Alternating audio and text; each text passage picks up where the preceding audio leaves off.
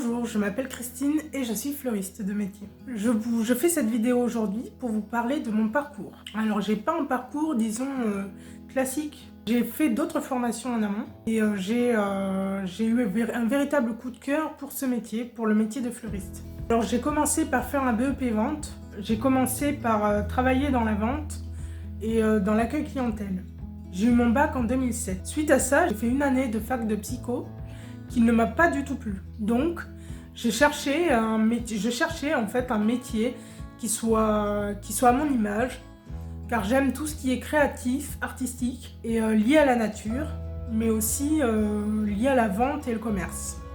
Donc je suis tout naturellement allée vers la fleuristerie. Alors j'ai fait 2 années d'apprentissage. J'ai fait ma formation au CFA de Blagnac, de Toulouse-Blagnac, après avoir travaillé 2 ans chez un patron.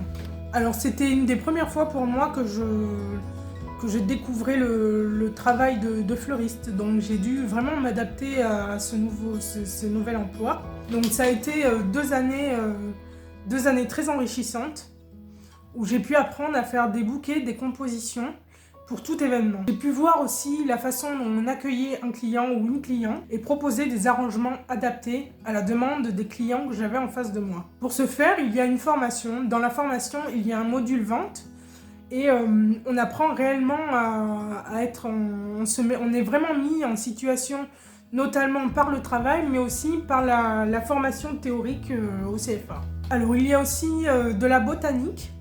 Et là, on apprend tout ce qui est reconnaissance des végétaux, que ce soit des fleurs coupées ou des plantes ou des feuillages coupés.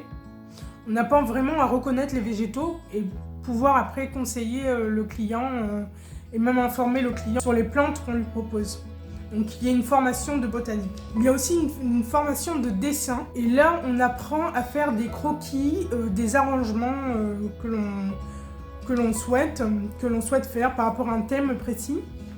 Et on apprend à faire des croquis sur cela. C'est-à-dire, si une cliente vient en boutique nous demander pour son mariage ou une réception qu'elle donne, il faut être capable de le mettre sur papier et de le schématiser, mais joliment. Autant au niveau des dimensions que des couleurs, que des fleurs que l'on va utiliser. Il faut être capable de recréer une composition avec son crayon. Et pour cela, la formation est indispensable. Il y a aussi donc de la vente, bien sûr. Donc on apprend vraiment à être en situation de vente pour n'importe quelle situation. Il y a bien sûr la pratique. Donc ça, c'est tout ce qui est création. On apprend vraiment les techniques d'art floral et c'est ma partie préférée personnellement, c'est dans celle où je m'épanouissais le plus. On apprend vraiment à créer des arrangements pour tout événement et voilà, c'est pour ça que j'ai beaucoup aimé cette partie de ma formation. Il y a aussi la partie générale, les matières générales.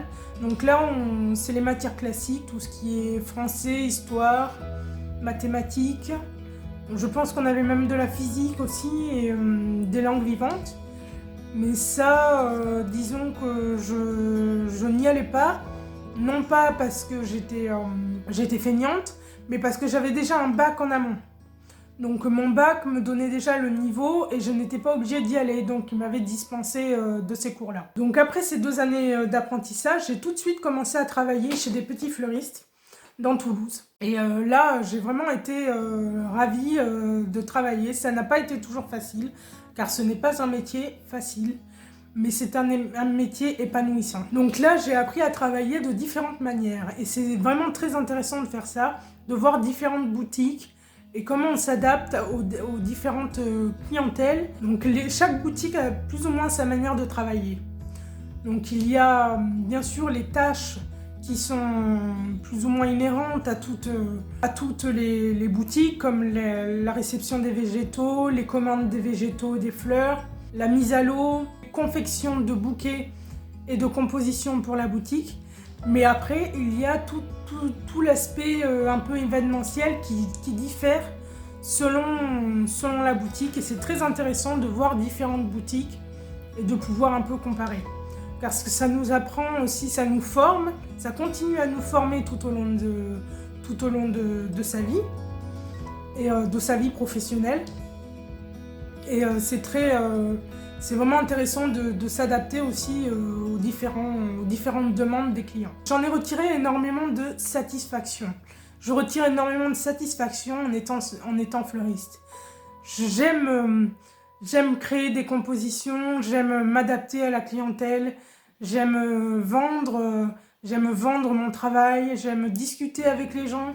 C'est un métier de proximité où on en discute beaucoup. Et c'est vraiment un métier où on s'épanouit. Je vous ai parlé que des points, disons, glorieux. Il y a aussi une partie assez difficile.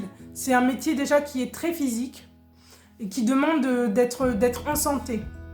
On doit énormément être en action, toujours être en action. On doit aller vers le client, on doit lui présenter notre travail, on doit prendre les commandes, on doit être avenant. Donc on doit avoir une bonne condition physique car on doit porter des seaux, changer l'eau des seaux, nettoyer les végétaux, ranger l'arrivage, nettoyer les vases, ranger les arrivages de plantes, entretenir les plantes, l'intérieur, l'extérieur du magasin.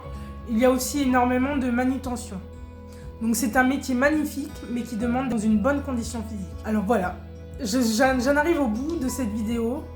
J'apprécie vraiment faire ces vidéos. J'espère que ça vous motivera à faire cette formation de fleuriste. Je vous laisse et vous souhaite une très bonne journée et en vous remerciant de m'avoir écouté. N'hésitez pas à commenter cette vidéo juste en dessous et répondre aux petits questionnaires que je vous ai laissés dans la description. Merci beaucoup. Fleuristiquement.